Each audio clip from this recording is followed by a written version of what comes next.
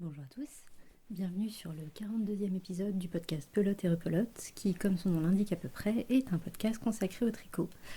Je m'appelle Chloé, vous pouvez me retrouver sur Instagram sous le pseudo Pelote Repelote, tout attaché, et sur Ravelry, pelote-et repelote. Voilà, comment ça va? Moi ça va plutôt super, j'ai passé un beau week-end, nous sommes dimanche soir début février 2022 et je m'en viens pour vous parler de 7 tricots différents terminés dans le courant de l'année 2021 qui s'étale de mars à mai je crois. Voilà, je continue. Et le thème de cet épisode, ça va être, vous reprendrez bien un petit peu de jaune. Hein, moi qui vous disais la dernière fois que j'adorais tricoter le jaune mais que ça ne m'allait pas. Mais voilà, c'est grâce notamment au tricot dont je vais vous parler aujourd'hui que je m'en suis rendu compte. Alors, ça vous étonne si je vous dis qu'on va démarrer avec des chaussettes? Non, ça vous étonne pas. Hein. Donc les premières chaussettes dont je voudrais vous parler, c'était pour le projet chaussettes. Donc pour ceux qui arriveraient ici pour la première fois, ce sont des chaussettes que moi et plusieurs personnes, plusieurs tricoteuses de France, de Navarre et de Belgique m'envoient et qu'on revend dans un petit magasin de producteurs pour aider financièrement un ami atteint de handicap. Voilà, donc ça c'est une paire que j'ai tricotée donc en mars-avril 2021 avec la laine Langarn 1000 coloris Socks and Lace. Elle était dans le colis que Philomène 21 et ses amis m'ont envoyé pour ce projet chaussettes. Une bonne douzaine de pelotes et chevaux divers et variés pour, pour continuer ce projet-là, puisque j'arrivais doucement au bout de ma laine. Alors, dans le précédent épisode, je vous avais déjà parlé de cette laine Langarn 1000 coloris qui est une laine mèche qui contient du nylon. C'est une laine à chaussettes, mais qui est une single non retordue. Donc, comme la paire précédente, j'ai eu tendance à piquer beaucoup dans le brin. Donc, ça n'a pas été forcément super facile à tricoter. En revanche, les coloris de cette paire-ci me plaisaient davantage. Donc j'ai même pas rajouté de petits motifs, je l'ai tricoté tout simplement en jersey, en aiguille de 1,5 mm, en partant de la pointe, en faisant un talon fish lipski heel, des côtes 1-1 et un rabat tubulaire à l'aiguille, ma recette de chaussettes préférée. Je suis désolée si je radote un peu, mais je préfère le repréciser à tout hasard. Alors, cette paire-là, c'était une pointure en 39. Et voilà, j'ai pas grand-chose de plus à en dire. Non, c'est tout. Alors, je vais continuer avec des chaussettes. Donc là, j'ai enchaîné avec 2 paires pour moi et en autorayon, en laine autorayante. Ça a été au moment d'un décès où j'ai passé 2 semaines loin de chez moi. Donc j'ai vraiment pris du zéro cerveau et pour parer à toute éventualité, en même temps en ayant besoin de tricoter pour évacuer le stress, la tristesse à cette époque-là.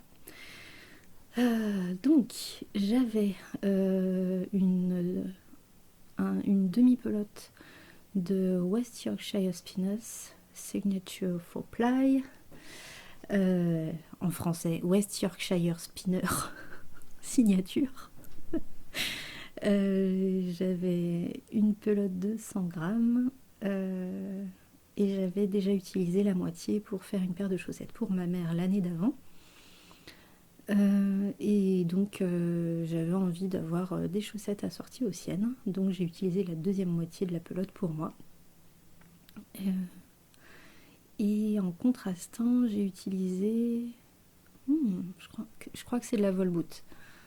laine allemande, laine à chaussettes que j'utilise depuis des années. J'aime bien leur qualité. Et là c'est orange.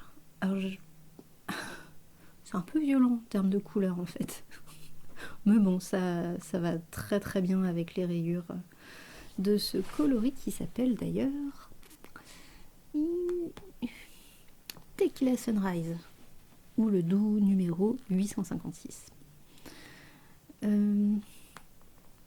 Tricoté en 37 sur le même modèle que décrit précédemment, en aiguille 2 mm 25 cette fois-ci, pour mes petits pieds fins. Ai-je autre chose à dire? Non. Et bien on passe à la suivante alors. Donc la paire suivante, je tiens à signaler que c'est la 100e paire de chaussettes. C'est cette 3e dont je vous parle aujourd'hui. Dans ma carrière de tricoteuse, puisque comme je tricote beaucoup de chaussettes en jersey, je les numérote sur Ravelry. Et donc celle dont je vous parle maintenant, c'est la 100e. Donc je l'ai tricotée avec de la laine autoriante de Scrumptious Pearl, dans sa qualité Stripe Me Up, et le coloris c'est Double Shot. Donc ouais, là sur le fond d'herbe on voit pas forcément, on a un bleu turquoise assez clair, un magnifique vert, vert pétant, vert clair pétant, et du noir. Et ben ça fait bien chenille. La laine de Scrumptious Pearl est très douce, plus épaisse que la laine à chaussettes que j'ai l'habitude de tricoter, sachant que c'est de la laine qui vient du Québec, et j'ai l'impression que globalement les métrages utilisés, en Amérique, sur le continent américain, c'est du 400 yards pour 100 grammes, au lieu du 400, enfin nous on utilise plutôt du 400 mètres. Donc c'est relativement équivalent. Mais du coup ça fait de la laine un peu plus épaisse de l'autre côté de l'Atlantique. J'ai quand même utilisé mes aiguilles de 25 parce que c'était les seules que j'avais. Je sais plus, ça devait être les seules que j'avais avec moi. Mais du coup le tissu est fort serré. Et j'étais un peu stressée à l'époque aussi. Mais je crois que j'ai suivi ma recette habituelle. Et j'ai utilisé un contrastant uniquement pour le talon, ce qui me fait des chaussettes, non, j'allais dire plus courtes, mais non, parce que justement comme c'est de la laine un petit peu plus épaisse et il y a un tout petit peu moins de métrage, ouais, j'ai décidé d'utiliser plus que mes 50 grammes habituels. Et donc de me faire une paire longue comme d'habitude, mais du coup en incluant les pointes et les côtes dans ma laine principale. Et donc mon contrastant, c'est de la Candy Wool, marque qui n'existe plus maintenant malheureusement. C'est une laine que j'aimais beaucoup.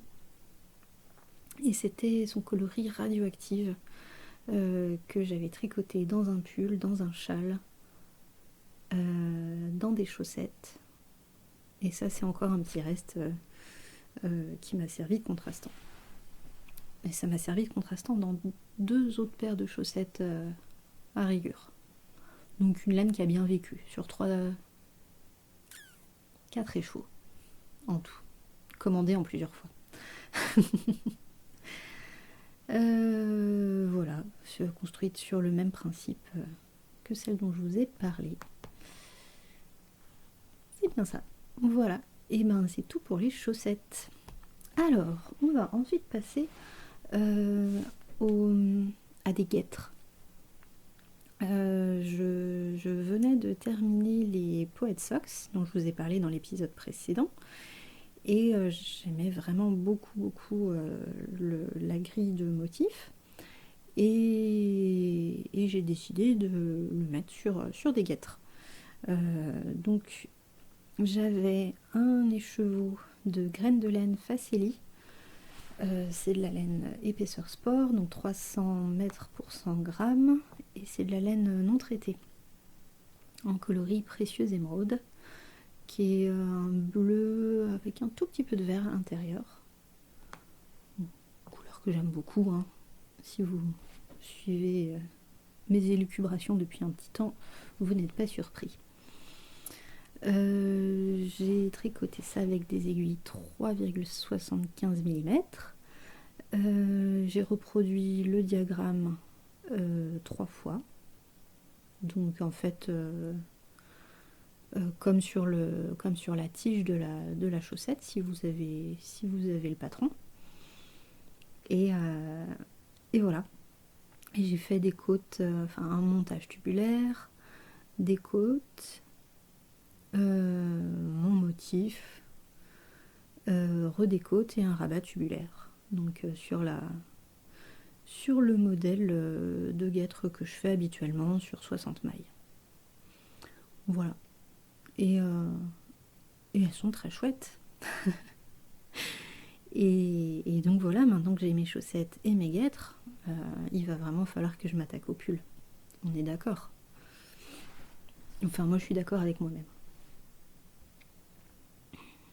Et puis j'ai pas grand chose de plus à vous en dire. Oui, en les commençant, j'étais presque...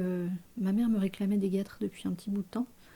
Et j'étais presque motivée à lui en faire avec ce motif-là. Et en fait, une fois que j'ai eu fait les deux, j'ai fait une petite saturation du motif. Donc, et des guêtres aussi d'ailleurs. J'en ai pas fait pendant quelques mois.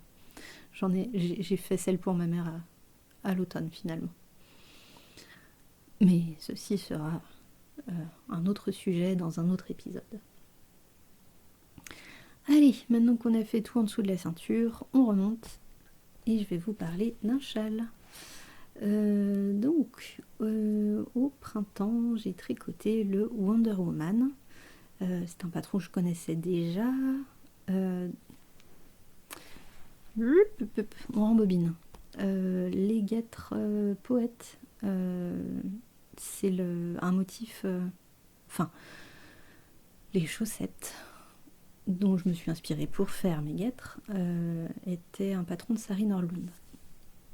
Rendons à César qui est à César, même si le motif en lui-même, c'est pas elle qui l'a inventé, puisqu'il me semble avoir déjà vu dans d'autres designs et voire dans des livres de points.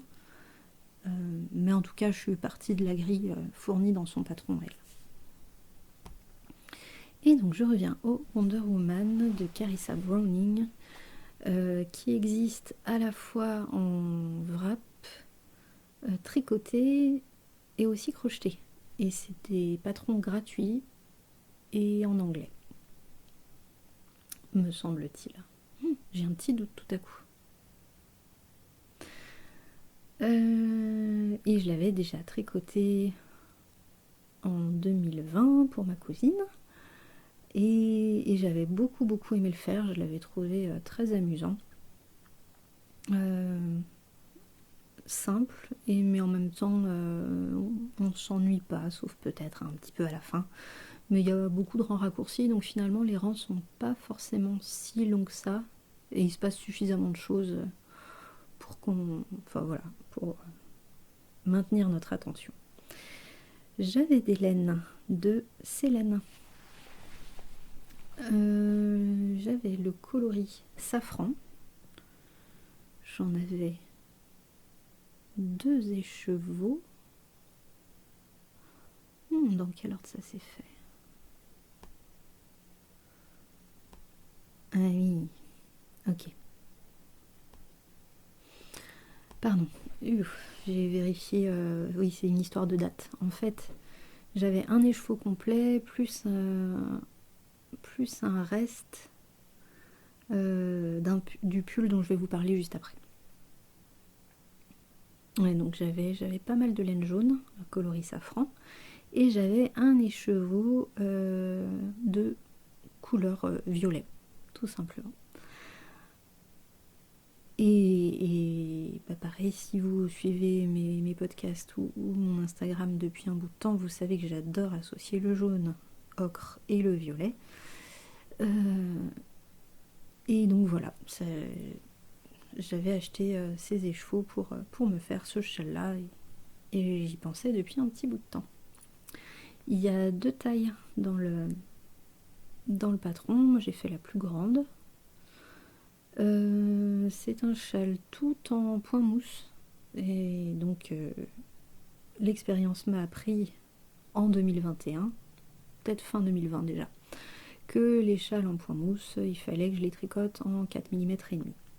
Je tricote serré et notamment le point mousse, il faut que je prenne des grosses aiguilles, sinon je me retrouve avec des châles trop petits et puis je vais pas au bout de ma laine et du coup c'est pas très intéressant. Donc 4 mm et demi, et les plus observateurs d'entre vous auront remarqué que normalement c'est un wrap et donc il y a une partie plate en dessous du W et moi c'est en pointe. Et comme j'avais pas mal de laine, j'étais pas très inquiète quant aux quantités. Donc quand j'ai eu fini mon wrap, j'ai relevé les mailles en bas et j'ai fait des diminutions régulièrement pour rajouter un petit triangle en dessous. Donc mon relevage de mailles est visible. Voilà, j'ai pas forcément fait particulièrement attention. J'avais pas fait de montage provisoire puisque le bas du châle, du wrap, c'est juste un bout des mailles qu'on monte. C'est le travail sur les rangs raccourcis qui va créer la forme du wrap. Donc voilà, j'ai rajouté cette petite pointe en bas et du coup moi j'aime beaucoup mieux avoir ma petite bavette. Et c'est pas que parce que je mange salement. Ce qui est un fait tout à fait avéré et dont je n'ai absolument pas honte. J'ai tendance à faire tomber des trucs quand je mange. Et j'ai même pas honte. Voilà, bah c'est un projet qui a été mis entre parenthèses au printemps quand j'avais dû partir de chez moi et puis que j'ai repris quand j'ai pu. Il me restait quasiment plus rien à faire quand je suis rentrée chez moi. Et c'est le châle que j'ai emmené en vacances cet été en Bretagne. Donc je l'ai aussi énormément porté. Et il va bien avec tout, il est immense. Du coup, du fait des aiguilles 4 mm et demi,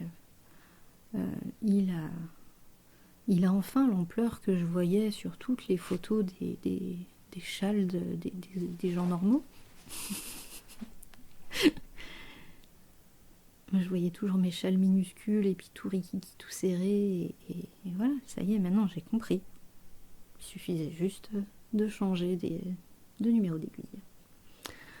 Voilà pour mon Wonder Woman. Nous passons ensuite au premier pull. Il s'agit du Assatig de Emily Connell. Donc c'est un pull sur lequel j'avais flashé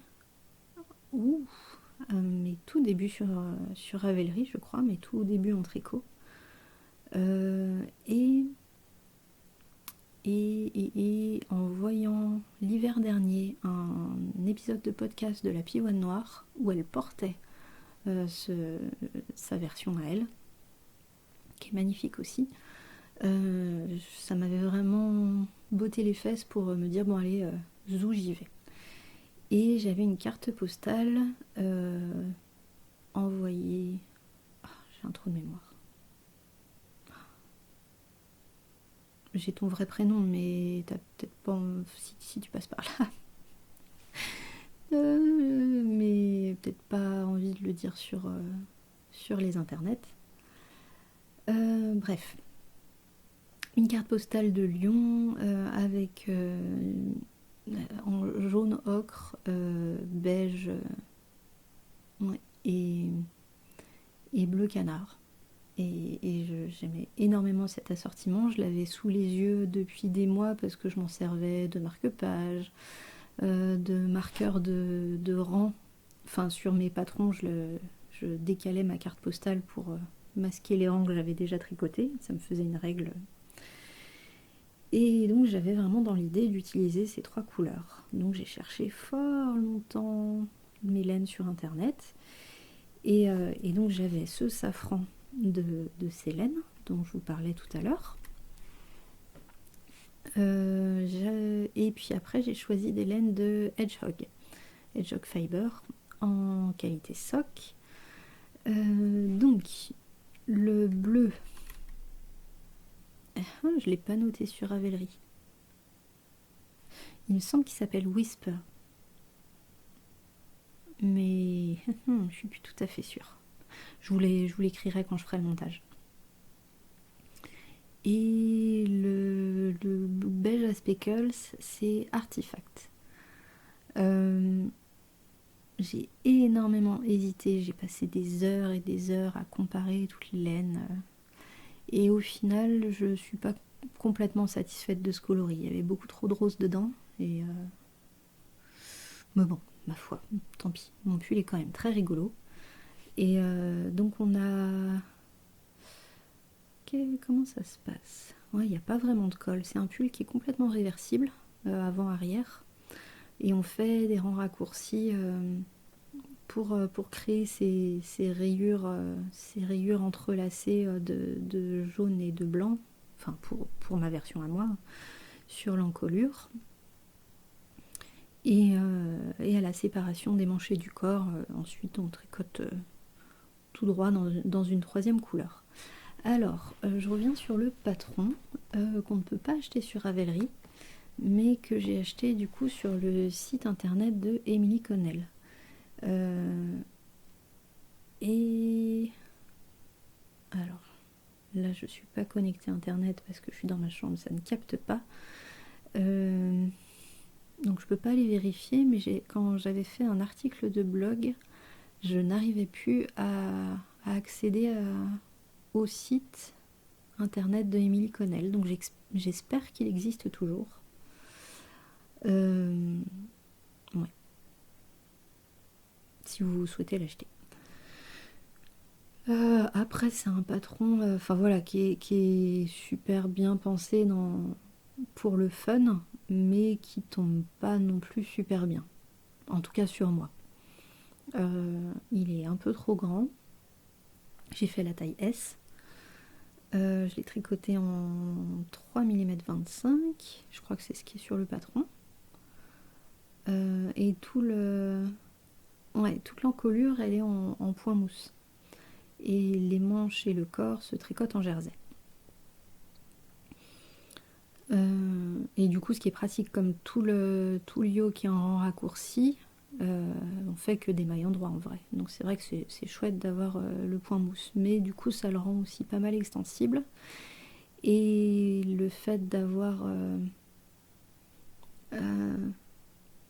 d'avoir déjà ce travail de rang raccourci d'un côté à l'autre fait que on n'a pas de rang raccourci qui remonte l'encolure dans le dos.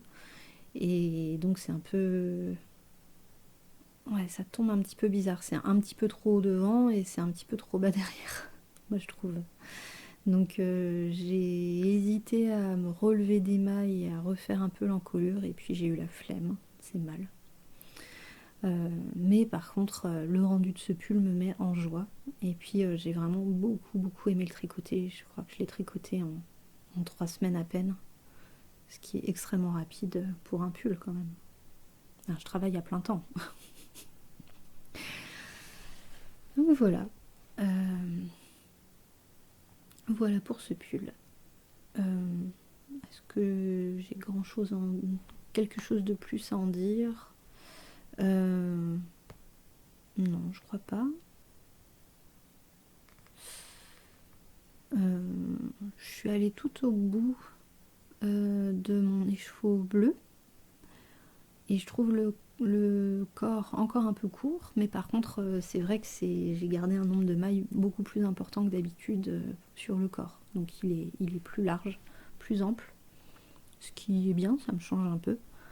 Mais j'aurais bien aimé avoir quelques centimètres de plus, mais j'ai même rabattu avec une autre laine, la toute fin de mon rabat, le dernier tiers, j'ai dû aller piocher une autre laine, donc bon, ça se voit pas, hein, parce que j'ai eu l'intelligence de prendre un bleu vert. Mais ouais, j'ai énormément aimé cette couleur et j'envisage peut-être de me refaire un pull complet dans un bleu comme ça, ou de le réutiliser un jour, voilà, de m'en réacheter. Et j'ai eu du coup des restes dans les deux laines qui servent à faire le yoke et les manches. Donc le jaune, vu que j'avais 2 écheveaux, le reste plus l'autre m'ont servi à faire le Wonder Woman. Et pour le blanc, il attend son heure tranquillement. Alors comme c'est de la laine à chaussettes, il peut me servir de contrastant aussi dans une paire de chaussettes. Voilà. Et bien je passe au tout dernier tricot dont je voulais vous parler aujourd'hui. Il s'agit du gilet eau gazeuse de Marie-Amélie Designs.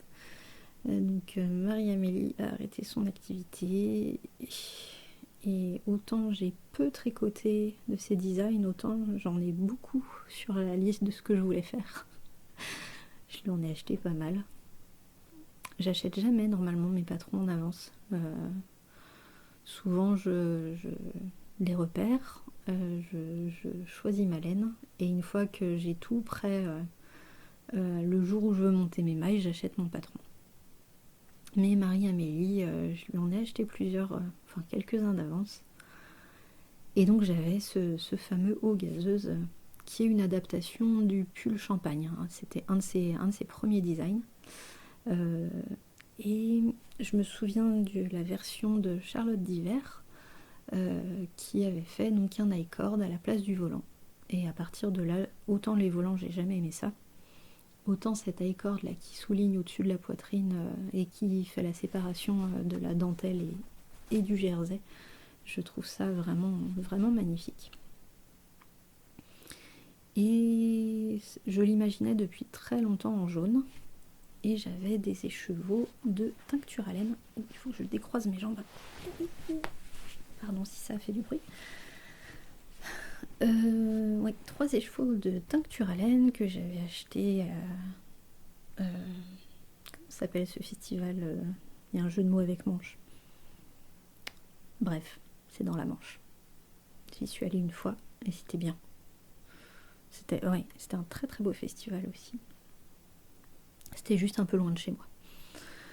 Donc 3 écheveaux en coloris girafe. J'avais complètement flashé sur Instagram sur ce coloris et j'attendais de le voir en vrai. Mais j'avais vraiment prévu à ce festival d'aller m'en acheter. Donc à l'entrée le samedi matin, j'ai snobé tout le monde. J'ai couru sur le stand de teinture à laine et je me suis offert ces 3 écheveaux. Et puis après, en fait, je les trouvais splendides en tant qu'écheveaux, mais je les trouvais fort bariolés. Très variés. Ça passait du jaune pâle au marron. Et ça passait vraiment de l'un à l'autre. Et donc j'ai longuement hésité en me demandant ce que ça allait donner. J'allais quand même pas faire un échantillon. Et puis j'ai fini par me lancer au mois de février l'année dernière. J'ai tricoté ce gilet en 3 mm et demi et j'ai choisi la taille 80. J'ai un petit peu galéré pour faire les adaptations, pour réussir parce que j'avais donc mon petit fichier pour le gilet, plus mon énorme fichier, parce que c'est très détaillé les patrons de Marie-Amélie, mon gros fichier pour le pull. Et pour réussir à passer de l'un à l'autre, sachant que j'avais pas envie d'imprimer 40 pages, j'ai refait plein de découpages à l'arrache sur Paint. Ouais, la pro du montage, c'est moi. 50 podcasts, 6 ans, je sais plus. Et je continue de faire des trucs avec du scotch, quoi. Ça marche, hein. Mais c'est sûr que un bel écran d'accueil animé, des jolies images, toutes bien cadrées, c'est joli, hein, mais c'est pas moi. Je me reconnais pas là-dedans et donc je pense que ça participe au fait que voilà, c'est un podcast qui a pas beaucoup d'abonnés. Enfin, si, quand même, vous êtes plus de 900, c'est énorme. Enfin, moi, ça me suffit largement. Mais par rapport à beaucoup d'autres podcasts, voilà, ça reste quelque chose d'assez intimiste. Et je pense qu'effectivement, les choix éditoriaux que je fais sont pas forcément dans les courants de mode. Mais moi, ça me va très bien. Bref, parenthèse fermée. Qu'est-ce que je disais déjà ? Ah oui, que du coup j'avais fait des montages au scotch pour imprimer le moins de pages possible tout en incluant les modifications pour le gilet dans la trame directement. J'ai une pensée et un processus assez linéaire. Donc j'aime bien moi que ça tout se suive petit A, petit B quand il faut aller... quand il faut que j'ai mes quatre feuilles différentes devant moi pour pouvoir suivre un patron, ça a tendance un petit peu à m'exaspérer parce que déjà ça demande énormément de place. Moi mon bureau il est minuscule, je tricote à mon bureau. Mon bureau personnel. Enfin un peu professionnel aussi des fois, mais ouais, quand il faut suivre un patron sur plein de feuilles différentes, ça me pompe de l'énergie. Donc ouais, voilà, j'avais pris pas mal de temps en amont pour essayer de me simplifier justement ce processus. Après, j'ai un tout petit peu galéré parce que j'ai beaucoup plus l'habitude. Alors j'ai galéré parce que voilà, juste ce manque d'habitude, hein. C'est très très bien expliqué, il faut vraiment faire ce qui est écrit et ça marche. Mais j'ai plus l'habitude de faire des raglans ou des yoke en... Comment ça s'appelle ? Enfin, avec quelques rangs d'augmentation. Et encore, j'en fais pas souvent. Mais les épaules montées où on fait un petit bout du demi-devant, ensuite un petit bout de l'autre demi-devant, ensuite on reconstruit un petit bout du dos, et puis après... Et où on navigue de l'un à l'autre. J'ai plus de mal justement par rapport à ma pensée linéaire de faire ce petit patchwork de construction au début. J'ai un peu plus de mal à l'appréhender. Je sais moins où je vais en fait. Ce qui me... Oh, comment dire ? Je vais pas dire que ça me perturbe, c'est un mot un peu trop fort, mais je suis moins à l'aise. Voilà. Et puis, qui dit cette construction-là, dit manche montée. Donc, c'est-à-dire qu'on relève toutes les mailles autour du trou de manche et il va falloir faire plein de rangs raccourcis pour construire la tête d'épaule. Et moi, comme je tricote en Magic Loop, ça me fait... Enfin, c'est toujours un peu galère. Soit il faut redécaler, répartir les mailles et avoir toute la tête de manche sur une seule aiguille. Mais on risque de voir une légère démarcation devant et derrière. Donc en plein milieu de la manche, l'endroit le plus visible une fois qu'on porte le vêtement. Soit on garde ce qui se fait en général, le changement d'aiguille, on a devant et le derrière, chacun sur leur aiguille en Magic Loop. Et où du coup la jonction se fait sur le dessus de la manche et complètement en dessous. Donc bon, ça peut être visible aussi sur le dessus de la manche si on a une légère échelle. Moi j'en ai une toute petite, mais en général avec le blocage ça disparaît complètement, donc ça ne m'inquiète pas plus que ça. Mais donc oui, pour ces rangs raccourcis, il faut passer d'une aiguille à l'autre fort souvent, et notamment en maille en vert, et ça j'aime pas trop ça. Mais là j'avais tellement hâte d'avoir mon gilet que c'est plutôt bien passé. Donc Ou alors je commence doucement à m'habituer à cette technique et je vais pouvoir faire plein de pulls de Marie-Amélie. Parce qu'elle a beaucoup de constructions comme ça. Et je pense que c'est le facteur qui fait que j'ai pas tricoté beaucoup de ces designs alors qu'il y en a plein que j'aimerais faire. C'est vraiment les manches montées, c'est un truc qui me freine un peu. Parce que je suis feignante et que j'ai mes petites habitudes. Il ne s'agirait pas de bousculer la mémère en moi.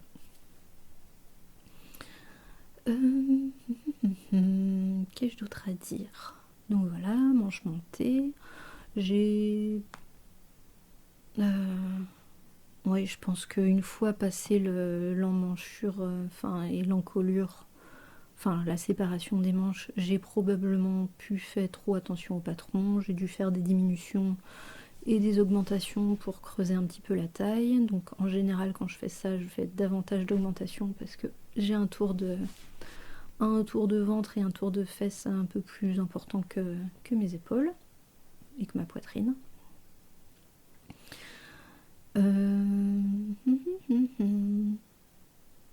Attendez, on va faire un truc super simple. Je reviens.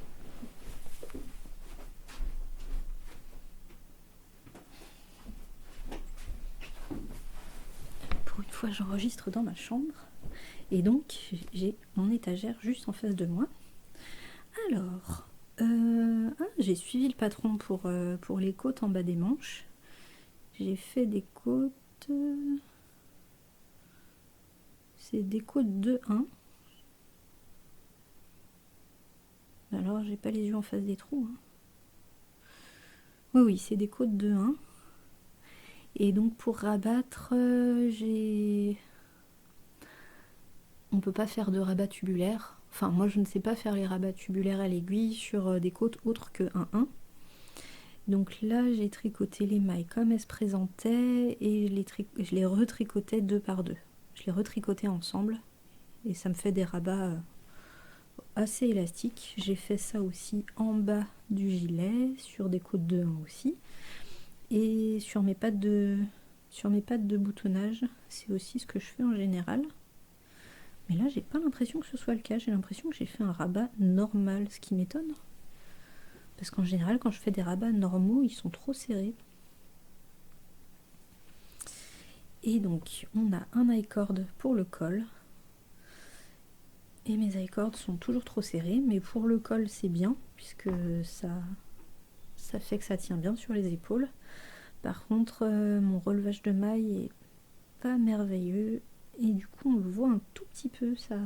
Il y a tendance à réapparaître derrière mon I-cord. Bon, en vrai, là, je fais ça, je m'en rends compte aussi parce que j'ai le nez dessus. Mais... Et donc, oui, moi qui étais dubitative par rapport à ma laine très chamarrée, au final, une fois qu'on dézoome, il est superbe. Et mes boutons, j'ai pas mal hésité, je les ai pris sur la boutique de Listelor. Et j'en avais profité pour me commander un pins super mignon. J'aime pas les pins d'habitude, mais alors celui-là il était tellement chou. Et du coup il est sur mon sac, mon gros sac à dos que je trimballe partout, aussi bien pour aller au travail que pour aller faire des balades. Donc voilà. Donc c'est des boutons. En général je prends 1 centime, des 12 mm. Et je préfère quand c'est des 4 trous. Et là c'est des 2 trous.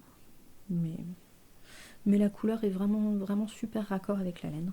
Donc j'en suis très contente. Et celui-là, je l'avais aussi emmené en vacances en Bretagne cet été. Et il va très bien avec le Wonder Woman. Voilà. Est-ce que j'ai tout dit? Je pense que oui. Quelle heure est-il?